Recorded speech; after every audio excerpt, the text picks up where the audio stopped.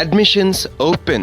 SCAT College of Engineering and Technology, Chiran Mahadevi, Trinelveli. Counseling code 4969. Helsinki விதியில் India கையெழுத்திட்டுள்ளதால் அந்த விதிகளின்படி முல்லை பெரியாற்றில் கேரளாவால் புதிய அணையை கட்ட முடியாது என்று முல்லை பெரியாறு அணை உரிமை போராளி அப்பாஸ் தெரிவித்துள்ளார். புதிய தலைமுறைக்கு பேட்டியளித்துள்ள அவர் இதனை தெரிவித்தார்.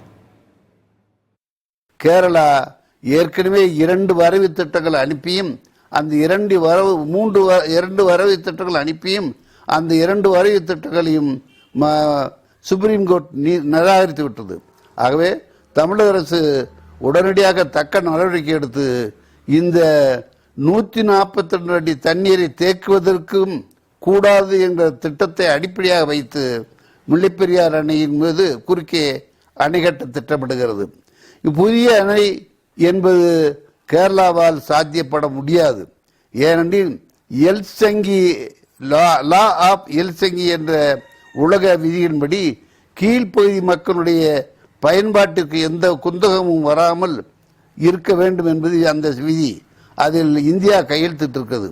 ஆகவே இப்போது முல்லைப்பெரியாரின் அணையின் குறுக்கே ஒரு அணை கட்டுவதற்குரிய திட்டத்தை மத்திய சுற்றுச்சூழல் அனுமதித்தால், அதற்கு முன்னால் அனுமதித்தால் தமிழகம் கொந்தளிக்கும். Admissions open. SCAT College of Engineering and Technology, Chiran Mahadevi, Trinelveli. Counseling code 4969.